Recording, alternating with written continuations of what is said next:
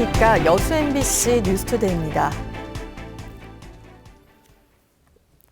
최대 승부처인 호남 경선에서 문재인 후보가 압승을 거두면서 대세론에는 탄력이 붙게 됐습니다. 본선에서는 문재인, 안철수 두 후보 간의 맞대결이 예상됩니다. 윤근수 기자입니다. 민주당의 심장이라는 호남에서 문재인 대세론이 입증됐습니다. 문재인 후보는 최대 승부처인 호남에서 반문 정서를 이겨내고 60%를 득표함으로써 민주당 대통령 후보 자리에 한 발짝 더 다가섰습니다. 문 후보는 경선은 물론 본선에서도 압승하겠다며 자신감을 보였습니다.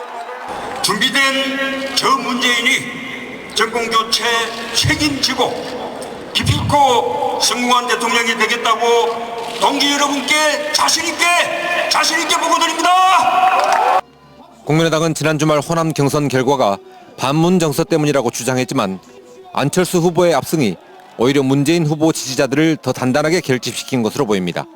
국민의당은 결국엔 문재인, 안철수 두 후보가 본선에서 대결하는 상황을 염두에 두고 문 후보에 대한 공세를 강화하고 있습니다. 문재인 후보와 캠프 인사들은 전두환 표창, 부산 대통령 등 계속되는 막말에 대해서 감추기에만 바빴고 진심 어린 사과는 없었습니다. 그동안의 대선과는 달리 호남의 민심은 경선뿐만 아니라 본선에서도 다시 한번 주목받을 가능성이 높아졌습니다. 두 후보 간의 경쟁이 치열해지고 격차가 좁아질수록 호남 민심의 향배가 승부를 가르는 결정적인 변수가 될 수도 있습니다. MBC 뉴스 윤문수입니다. 김선동 전 통합진보당 의원이 민중연합당 대선 후보로 확정됐습니다. 민중연합당은 제19대 대통령 선거 후보자 선출 대회에서 온라인과 ARS 찬반 투표 결과 95%의 득표율로 경선에 단독 출마한 김선동 전 의원을 대선 후보로 확정했다고 밝혔습니다. 김 전 의원은 이 자리에서 극단적인 양극화의 불평등 구조를 바로잡고 진보 정치의 부활을 위해 투쟁하겠다며 대선 출마 소감을 밝혔습니다. 목포 신항은 세월호 거치 준비로 분주한 모습을 보였습니다. 신항 철제부두의 상하수도와 가스 설비 공사가 진행됐고 세월호 선체 일부도 반입됐습니다. 신광하 기자가 보도합니다. 세월호 선체가 거치될 목포 신항 철제부두입니다. 선체가 거치될 북쪽 야드에 세월호 가족들의 숙박과 식당, 정부 부처, 지자체의 사무실로 사용될 컨테이너와 담장 설치 작업이 한창입니다. 반잠수 선박에서 세월호 선체를 육지로 이송할 모듈 트랜스포터는 아직 도착하지 않았습니다. 모듈 트랜스포터는 세월호 선체를 밑에서 들어올려 부두에 거치하는 장비로 세월호를 육상에 거치하기까지는 5일이 소요될 예정입니다. 목포 신항에는 이미 세월호의 선체 일부인 스테빌라이저 2개가 도착해 있습니다. 목포 신항은 공사 관계자를 제외하고는 언론과 일반인의 출입이 전면 통제된 상태로 오는 7월 20일까지 세월호 선체 조사가 이곳에서 이루어질 예정입니다. 세월호를 목포 신항 부두에 하역하는 과정에 대해서는 저희들이 ALE 세항세 설계가 마무리된 대로 다시 한번 검토를 해서 세월호 운송 일정이 확정되면서 목포시의 지원 대책도 속도를 내고 있습니다. 전력과 가스, 상하수도 사용을 위한 공사가 시작됐고 미수습자 가족 등의 지원 대책도 마련되고 있습니다. 시민단체를 중심으로 한 세월호 추모 분위기도 확산되고 있습니다. 또는 가장 중요한 3주년이 이제 같이 또 목포에 오다 보니까 저희들이 굉장히 중대한 일을 해야 할 것 같은데 3주년 그 추모 문화 행사를 저희들이 지금 철저하게 준비를 하고 있습니다. 세월호의 움직임을 따라 세계의 모든 시선이 목포 신항으로 쏠리고 있습니다. MBC 뉴스 신광하입니다. 광양시가 아이 양육하기 좋은 도시 조성의 하나로 추진하고 있는 육아 종합지원센터 건립이 의회 보류로 연기됐습니다.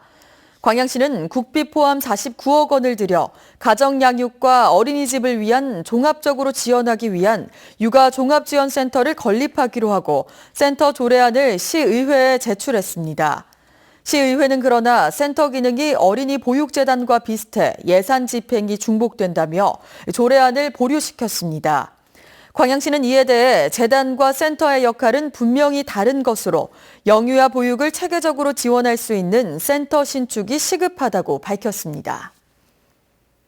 전국 지점망을 갖춘 유명 아울렛이 또다시 지역에 입점해 영세 상인들의 피해가 우려되고 있습니다. 특히 지역의 반발을 피하기 위해 입점 과정에서 편법을 썼다는 논란도 나오고 있는데요. 그 속사정을 박광수 기자가 집중 취재했습니다. 지난 24일 순천 신도심 인근에 개장한 전국 체인의 패션 아울렛. 지난해 건축 허가와 점포 등록 당시에는 고유 상호의 일반 매장이었는데 정작 개점 때는 유명 할인형 아울렛 명칭을 전면에 내세웠습니다. 인지도가 낮은 쇼핑몰 상호로는 입점업주 모집이 어려워 유명 업체와 경영 제휴가 불가피했다는 게 사업주 측의 입장입니다.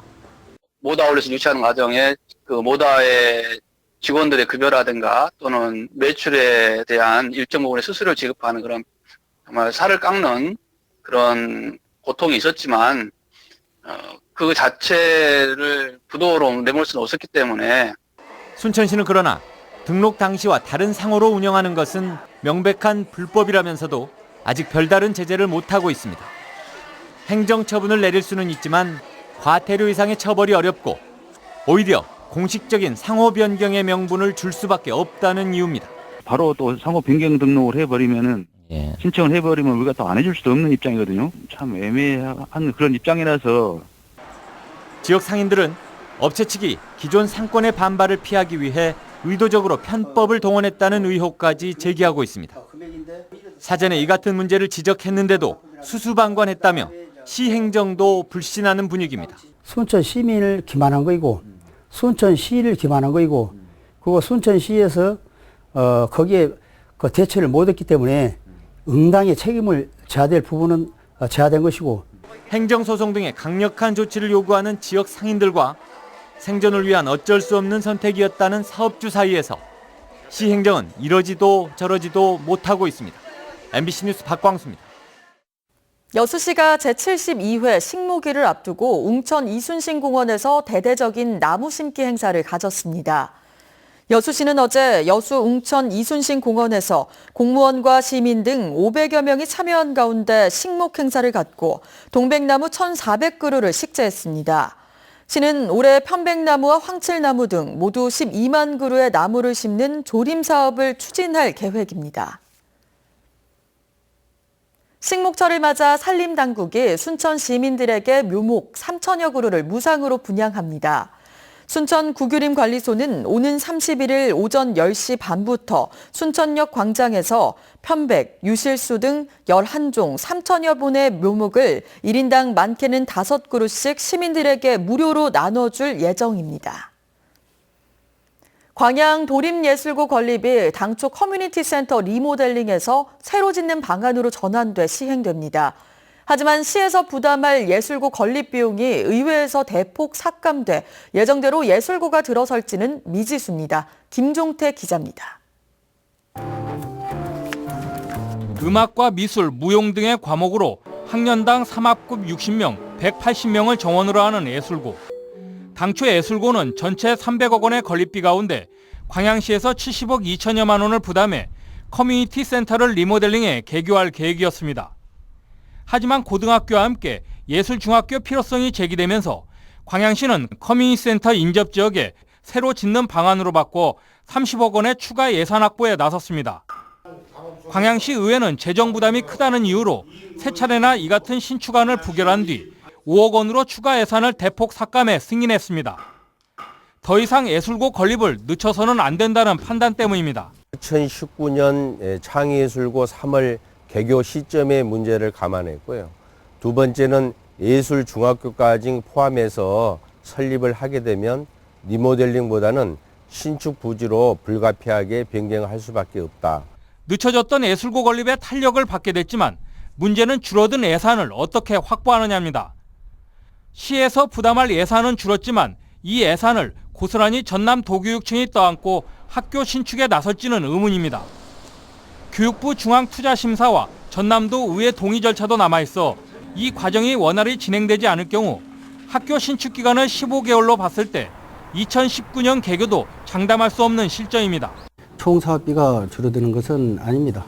도교육청에서 우리 시에서 계획했던 것보다 조금 우리가 좀 줄어들었을 경우에 도교육청에서 예산을 더 확보를 해야 될 것으로 그렇게 판단합니다. 우여곡절 끝에 새로 신축하는 방안으로 가닥을 잡은 광양예술고. 부족한 설립 예산 속에 차질 없는 예술고 개교를 위한 해법 찾기에 광양시의 고민이 깊어지고 있습니다. MBC 뉴스 김종태입니다. 고흥군이 내년도 지역발전 특별회계 예산을 확정하고 전라남도의 협조를 당부했습니다.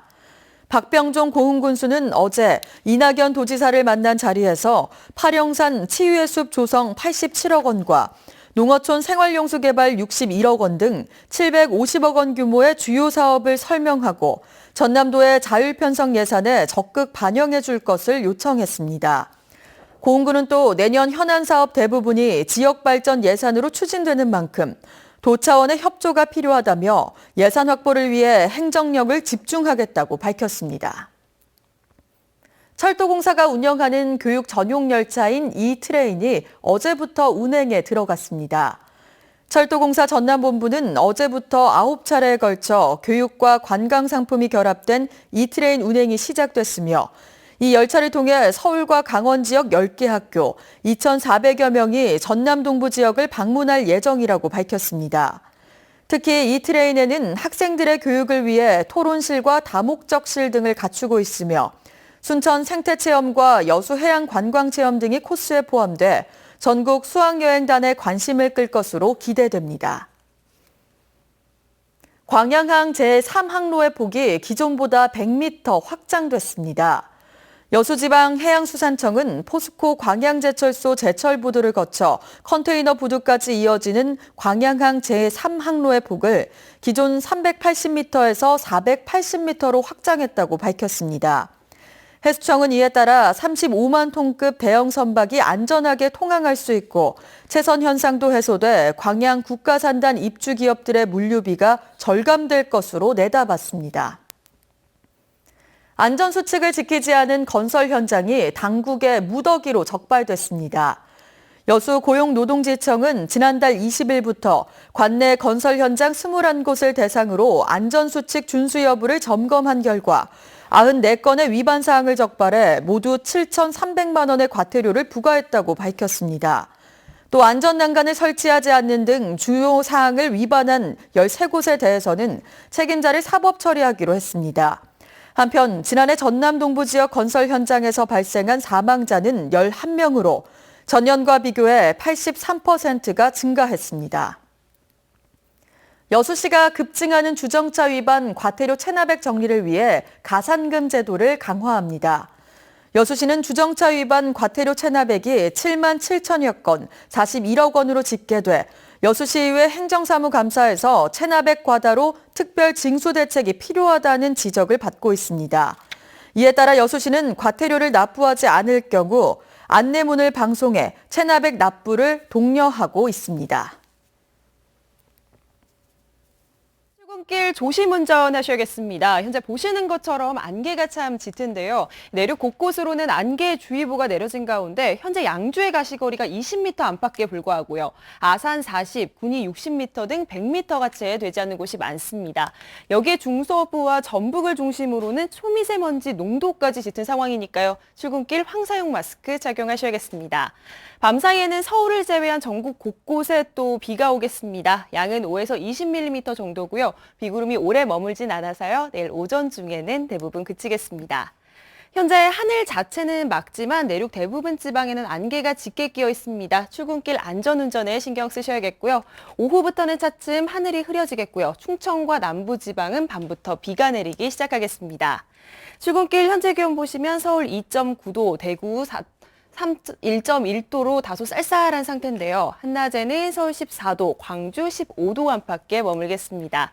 주 후반에는 동쪽 지역 곳곳에 또 비가 올 전망입니다. 날씨였습니다.